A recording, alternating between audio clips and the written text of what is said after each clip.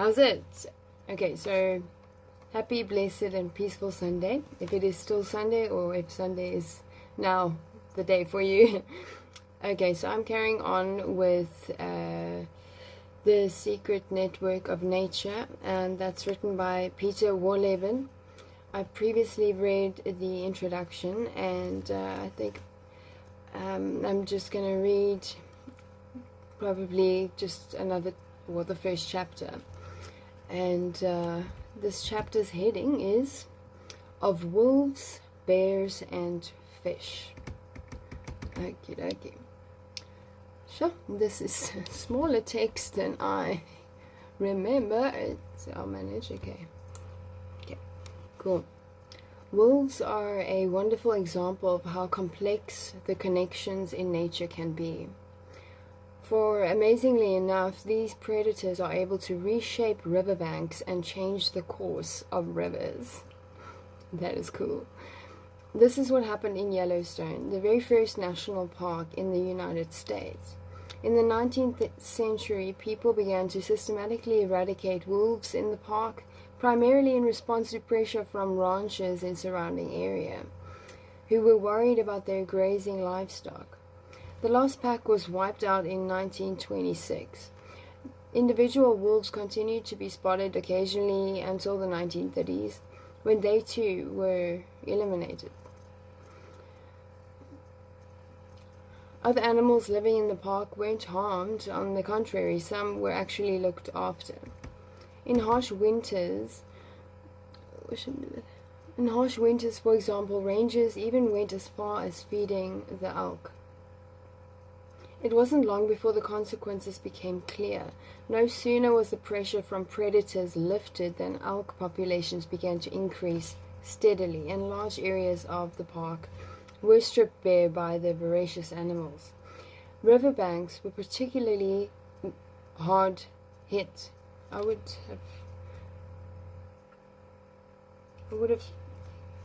Riverbanks were particularly hardly hit. Oh, that's a difficult sentence. Sorry. Brain fart, brain wobble. The juicy grass by the river disappeared, along with all the saplings growing there. Now, this desolate landscape didn't provide enough food even for birds, and the number of species declined drastically. Beavers were among the losers because they depend not only on water, but on the trees that grow by the river. Willows and poplars are some of their favorite foods. Learn something new every day. They cut them down so that they can get at the tree's nutrient-rich new growth, which they devour with relish. Because all the young deciduous trees alongside the water were ending up in the stomachs of hungry elk, the beavers had nothing to gnaw on, and they disappeared. Hopefully this is not too long of a list of these animals disappearing, but praise God they will come back. Riverbanks became wastelands, and without any vegetation to protect the ground. Seasonal flooding washed away ever increasing quantities of soil. Let me back up, because this is life lessons here as well. Because all the riverbanks became wastelands, and without any vegetation to protect the ground. Seasonal flooding washed away ever-increasing quantities of soil.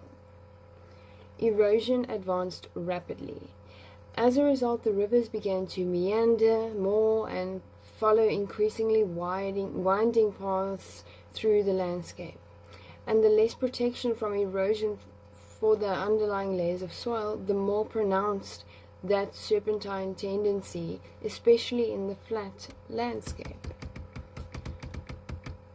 This sorry state of affairs continued for decades, or to be precise, until 1995, the day of many people's birth. This was the year that wolves caught in Canada were released in Yellowstone to restore the park's ecological balance.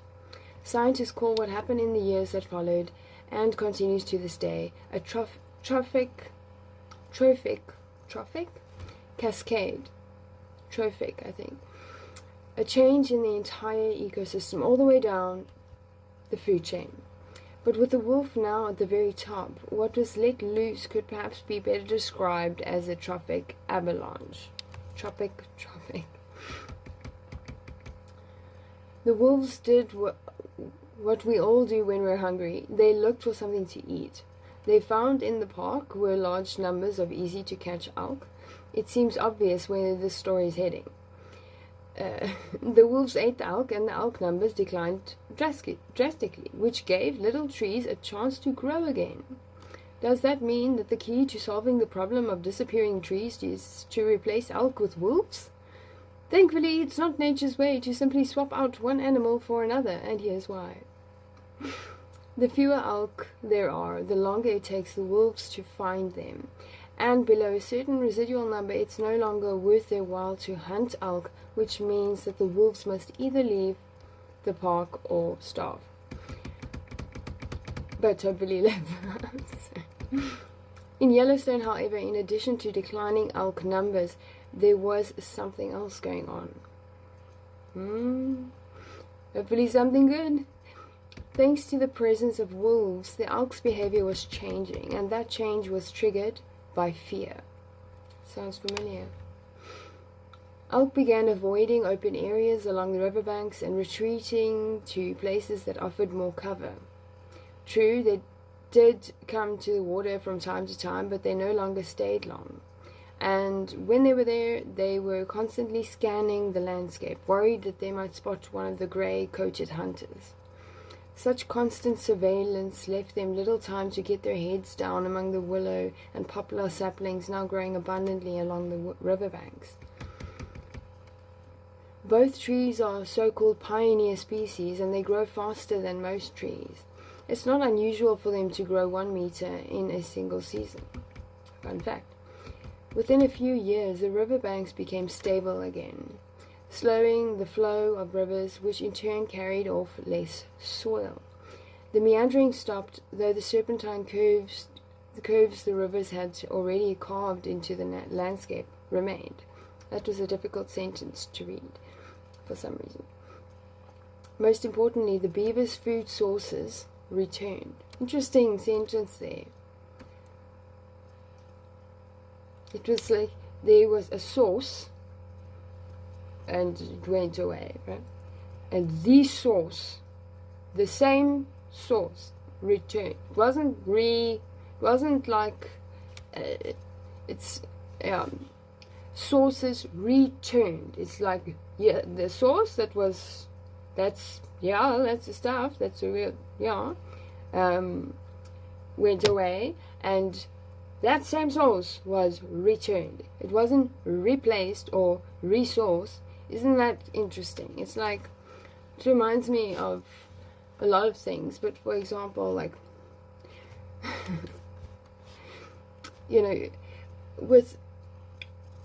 with many things in life, especially the big things in life that aren't really the sum of your circumstances or your material possessions. It's stuff going on inside you, and maybe with other people, and you maybe know where I'm heading with this. It's there's so many opportunities, and where we can, like, seriously, we go to God and be like, please, can you teach me what to do, teach me how to be the way that you created me to be. And you are the source. He is the source. He created all the original sources of any source that you can probably imagine or not imagine.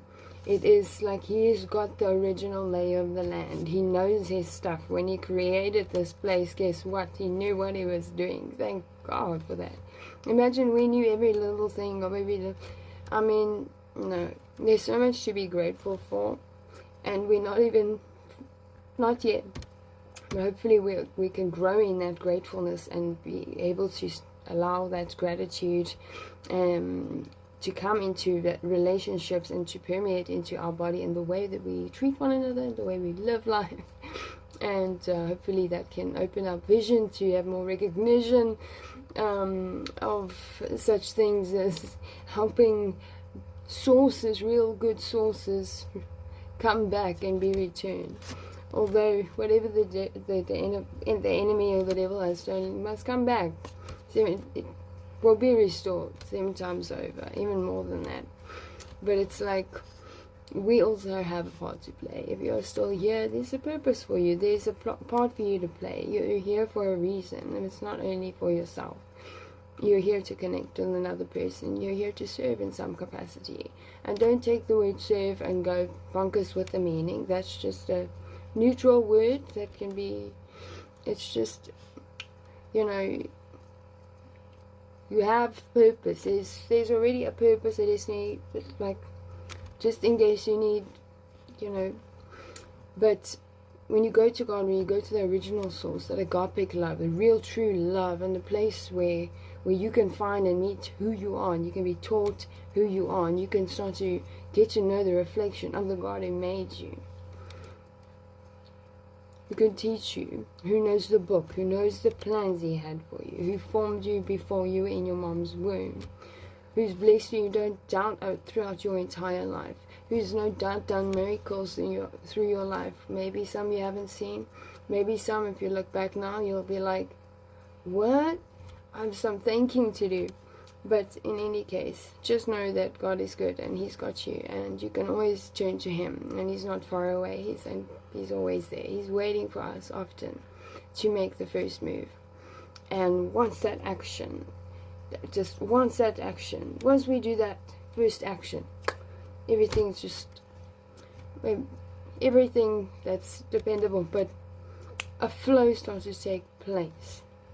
And it's just, I appreciate that it can't, there's no words to probably describe it.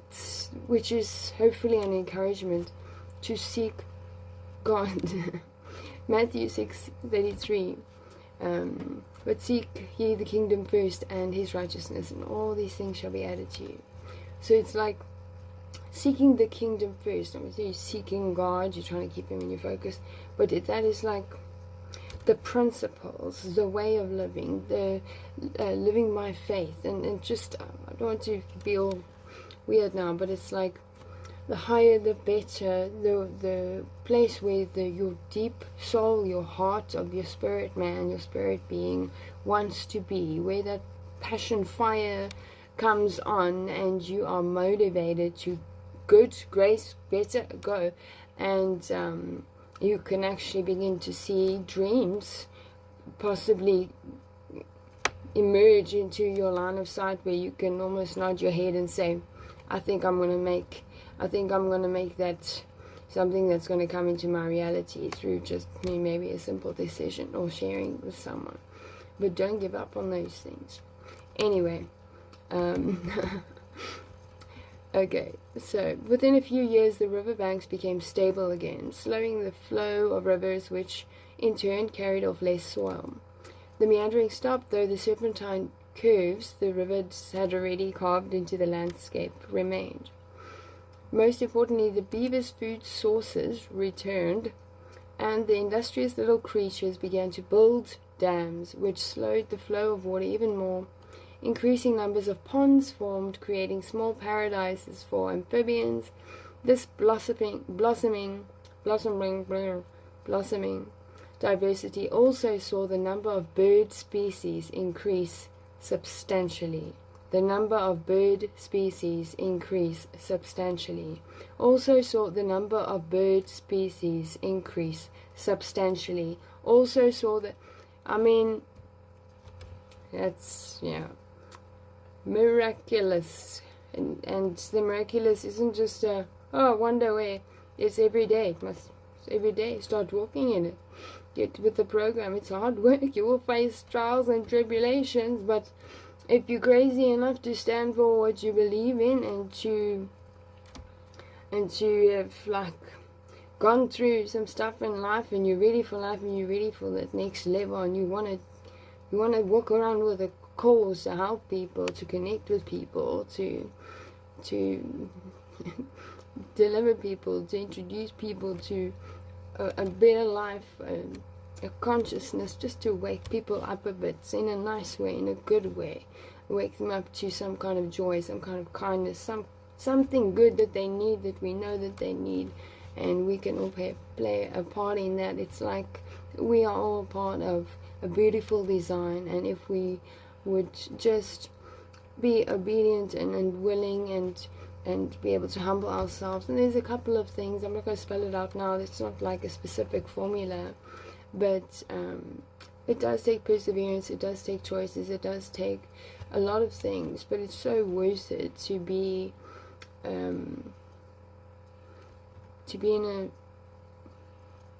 here now. How about that? I cut myself off there. Okie dokes. This blossoming diversity also saw the number of bird species increase substantially. You can find an impressive video about this on the homepage for Yellowstone National Park. It's probably more. Good luck. Blessings for you if you want to go look for that. This book is 2017, I think. There are some, however, who question the cause and effect here. At the same time, the wolves returned, a drought that had lasted many years ended, and the heavier rainfall was better for the trees. Willows and poplars in particular love moist soil. But this explanation for why the trees grew better ignores the beavers.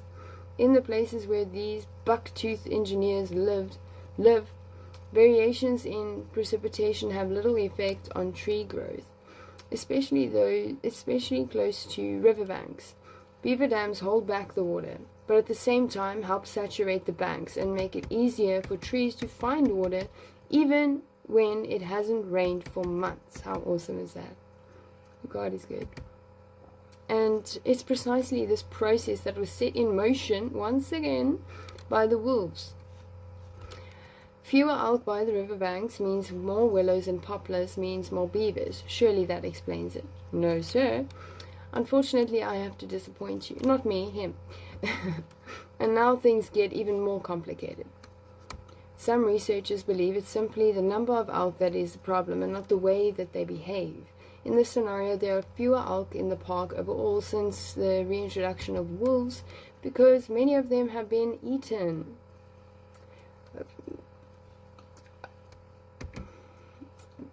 Doesn't say who ate them, and that's why you don't see so many of them near the rivers. Now you're completely confused? No wonder. I have to admit that for a while there, even I felt like a 5-year-old who took the clock to bits all over again. I like his clock analogy. It's almost like a safety blanket, but it's a clock that you take out all its pieces and try to put it back together again and make it work. That's a security blanket. If you don't understand that, that's fine. I think it's cool.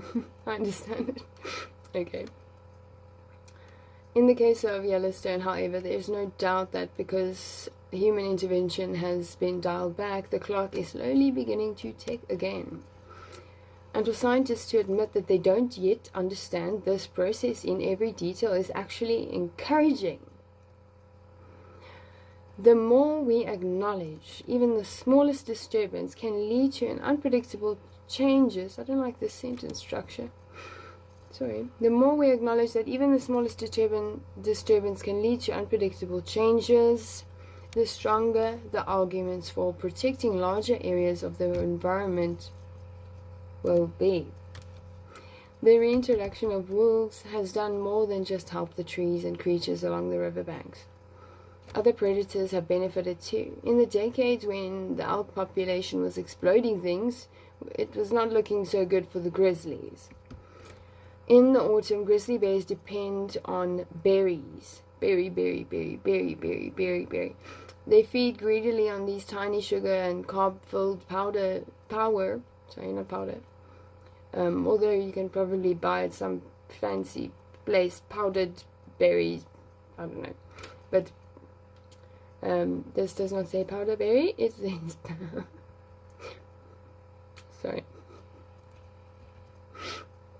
power berries. Power snacks. In order to pile on the pounds, before the winter comes.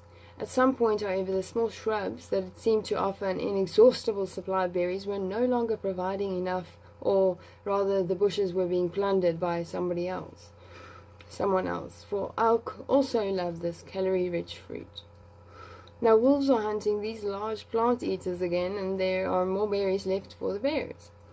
And since the arrival of the wolves, the bears have been in much better health. I began the wolf story by saying that they were eradicated in response to pressure from ranchers. But when the wolves disappeared, the ranchers did not. They still graze their livestock on range land that runs right up to the national park boundary. The attitude of many of them hasn't changed over the past decades either, so it's no surprise that wolves are shot the moment they leave the park. In recent years, their number has dropped sharply, from a high point of 174 individuals in 2003 to about 100 in 2016. One reason is improvements in technology. Many Yellowstone wolves now wear radio collars to help researchers locate the packs and find out how they move around the park, or when they leave it altogether. These radio signals are intercepted illegally, as I was told by Ellie Radinger, who has spent years observing wolves in Yellowstone, to enable people to shoot them the moment they leave the protection of the park. There's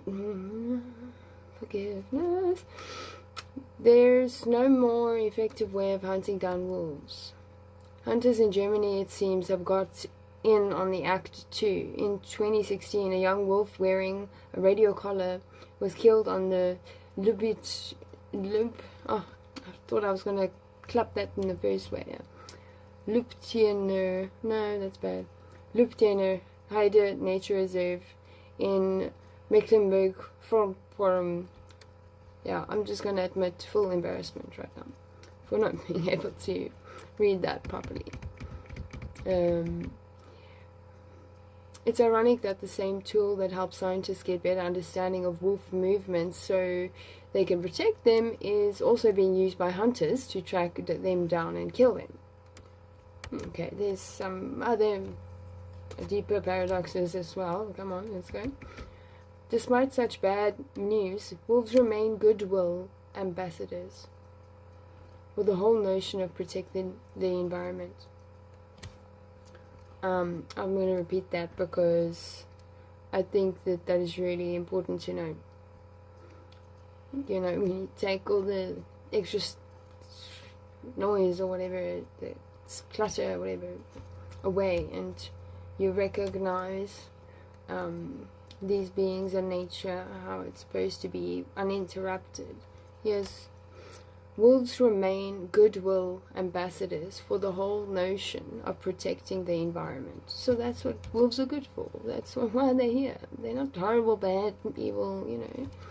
They're alive. Yeah? So the return of wild animals this large to a region as densely populated as Central Europe has been not only accepted by people but positively embraced is almost unbelievable. I think I skipped a few words there, but you can hear there it's a miracle that things are taking well there. Life. That is a blessing for all nature lovers, and even more for nature itself. And I'm sure God is smiling on that too. Many parts of Central Europe are in a similar situation to Yellowstone before the wolves were reintroduced. Huge populations of deer and wild boar roam around unregulated by Wolf & Co., and like the elk in America, they're consuming large quantities of food. Harsh winters barely affect the populations, and even weak animals survive and procreate happily. But here, the food doesn't come courtesy of forest rangers. It's the hunters who cart massive amounts of corn, beets, and hay into the forests to ensure the open-air warehouse is always fully stocked with game that they can hunt. Rangers may not be trucking in food, but the Forestry Service is playing its part. European forests are heavily exploited. The tree felling on a large scale allows so much light through to the forest floor that grasses and other plants that spring up supplement the feeding program, encouraging still further population growth. Today there are 50 times more roe deer in the German forest than there used to be in the ancient times. The red deer, originally animals of the plains, now seeks the safety of the trees too, because humans are inhabiting their ancestral ranges. With all these large mammals eating most of the saplings, in most places the forest can no longer regenerate naturally. Bad for the forest, but good for the wolf. The returning wolves are finding a pantry stuffed full of tasty treats, and their prey have completely forgotten how to react appropriately to the new threat. For more than 100 years, human hunters have been their only enemy. But compared to most forest dwellers, people are slow and can't hear very well. The keenest of their senses is sight, and during the day at least, which is why countless generations of large plant eaters have learned to hide in the undergrowth by day and come out only at night. So well has this tactic worked that in relation to its size, Germany, hard to believe this, is home to more large wild mammals than almost any other country on earth. Sure. I'm gonna check that up later, sure. It's good. No, it's other countries also. Come now.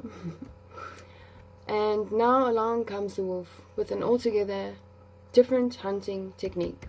That is interesting. How it's all of a sudden now, and he arrives with a different hunting technique. We'll unpack that. The first thing the wolves do is snap up wimpy prey like mufflon sheep. Scientists argue over whether the sheep is truly wild or simply a domesticated sheep gone feral.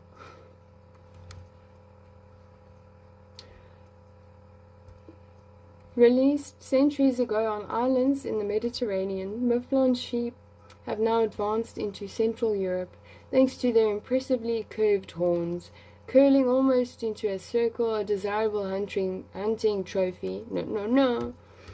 Don't you dare. That looks good next to the... I don't agree with this. It doesn't look good in your home. Sorry. Blah, blah, blah. Mufflon sheep are still being released into the wild today, even though it's illegal. Usually the claim is that the fence around their enclosure has been breached, apparently. Okay, that sounds a bit grey. Not only are the mufflon sheep not native to Central Europe, but recent developments support the contention that they are descended from domesticated stock. For wherever wolves appear, the sheep disappear. Oh, a shocker! What? Really? Okay. I mean, I had to try. Okay. Really, sure. This just in. Not only are mufflon sheep not native to Central Europe, but recent developments support the contention that they are descended from domesticated stock. For wherever wolves appear, the sheep disappear into the wolves' stomachs. And just that, I'm savoring that. It's like awkward mixed with lame, mixed with irony. I don't know, I'm having a moment right now. Whatever. I'm feeling good. Okay.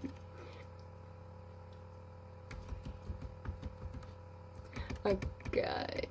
I'm losing my place here. Yeah. Where did the sheep go when the wolves came? Well, the wolves, they ate them because they see the sheep as food. And so when you ask where the sheep went, they're in the wolf's stomach. Yeah, that's that. The sheep, it seems, have forgotten how to take evasive action. Further clue.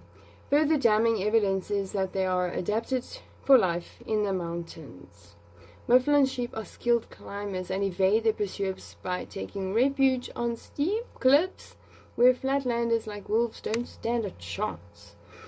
In forests on level ground, however, the sheep cannot exploit this advantage, and when it comes to speed, they are hopelessly outmatched by the wolves. And so the Mouflon sheep in Germany are caught unprepared, and as incomers vanish, the natural order is re-established. This is quite a lengthy first chapter. We've done the wolf, the sheep, something else. If Mouflon sheep are such easy prey, this is interesting though, but anyway, I'm listening to it. So. Then, okay, Mouflon sheep, if Mouflon sheep, please tell me if it's pronounced in a different way. Should I say Mouflon, like the French way? Mouflon, Mouflon sheep, okay. After all, most of them just stand around inside flimsy fences that might prevent them from running away, but are easy for wolves to crawl under or jump over. But rather than turning to sensational tabloid headlines, which just love to report alleged wolf attacks on our livestock, more on that later, we would do better to peek over the shoulders of scientists. They have been analyzing scats from the East German Lusatian wolves, one of the densest and longest established populations in Germany. After collecting thousands of samples, wow, I wonder if I ever meet a person that had this job, I'd really want to have a coffee with them and ask them about their life. After collecting thousands of samples, researchers at the Senckenberg Museum of Natural History in Görlitz came to the following conclusion, which will probably surprise you. Roe deer, not sheep or goats, make up the lion's share of the wolves' diet, over 50%. Red deer and wild boar account for another 40% more, and no domesticated animals still don't come next. That honor goes to hares and other small mammals at around 4%. The fallow deer, which weighs at about 2%, is much like the mouflon, an exotic species that has been released into the wild so people can hunt it, and wolves enjoy sending them to the great hunting ground in the sky. Only now in the palates of prey do we come to a few scattered livestock animals, and they account for a meager 0.5%. It's, I don't know, I don't really have much of an opinion on playing games with animals like that. When the animals are playing games with you, what you do? I'm not judging, I'm just like, I don't know.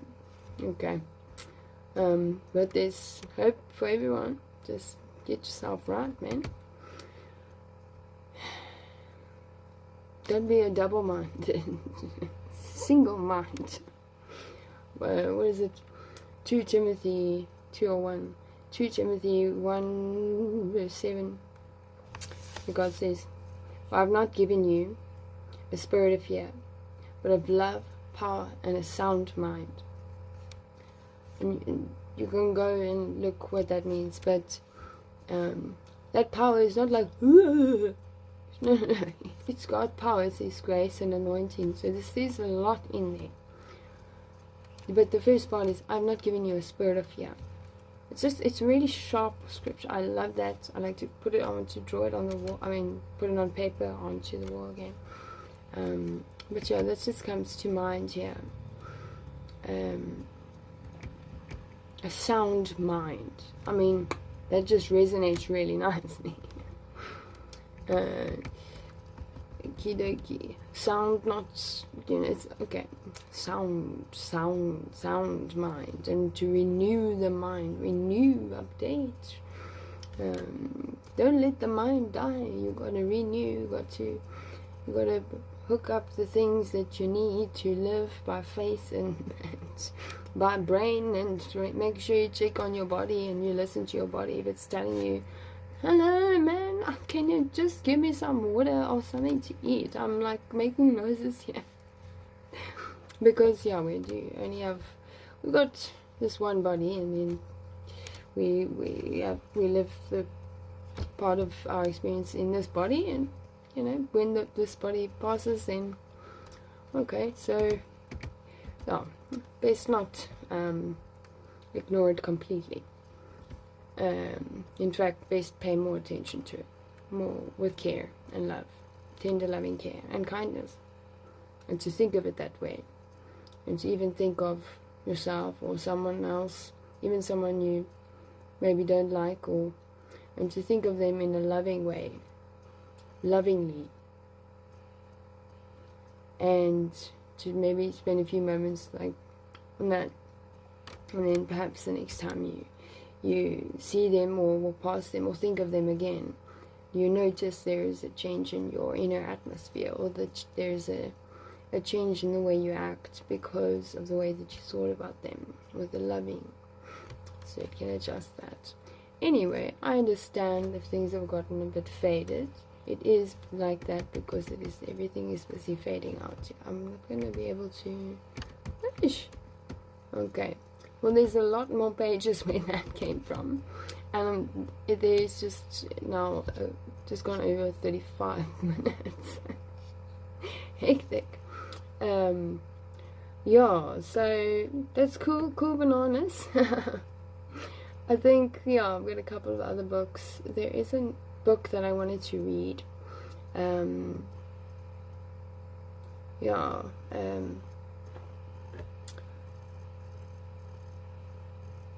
I've got one in mind. Okay, but yeah, this is just off Google Books thingy. But anyway, everything's fading and the battery is gonna go.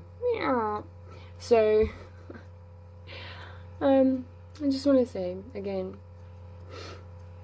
maybe you're feeling a little bit loopy like me. Maybe you're going through some stuff. Maybe you're going through some stuff, and you're the type of person that you don't need to wear your stuff on your sleeve all the time.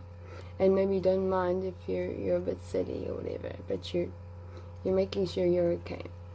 However, I do want to say to you, and I say to me, and I say to others, and others say to each other, because it's really important to remember not to give up, and to know that giving up is not an option. So even if you think about it, that's not an option, it's just not an option. However, there are other actions you can take. You can turn back to the true source of love and care and help, and you can turn back to God if maybe you're backslidden. You can turn towards or give that a call to that person that you know you can trust. Maybe you've been avoiding them, you can forgive them. Just silly examples, but I mean, also just really want to strongly encourage you to not deem yourself insignificant, because that's a lie straight from the enemy. So now that you know that, now you can be exposed to the truth. That lie is gone now. And it's not arguable, it's really not. So if you have had thoughts of that, that's lies. So anytime that kind of thought comes, you can mark it as a lie and say, get out here, you're a thought from the enemy, I don't accept you.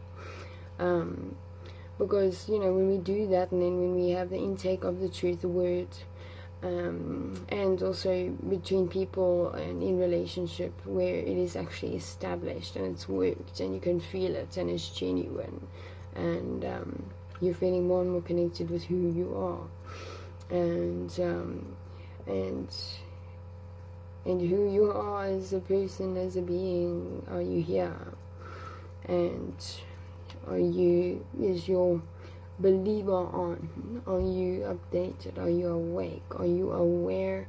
Can you look up? Do you engage your imagination? Are you happy? If another person is around you, you need another person to come to you. Are you alone? Are you feeling alone? Are you struggling to reach out, but you know you're not going to give up, but you're feeling that way? However, maybe there's something that's making you feel hesitant about reaching out to that person that you know you got to reach out to. Listen, we can talk about it later, whatever that is. Reach out anyway, but don't expect disappointment for yourself. So if whatever the case may be, if there's something that tastes like disappointment, don't take it on. That's all I can say. and you'll be okay. Okay, so yeah, keep on keeping on. Breathe. God's got you. Go to God. Give him your stuff. Let him take you into his peace. Bye.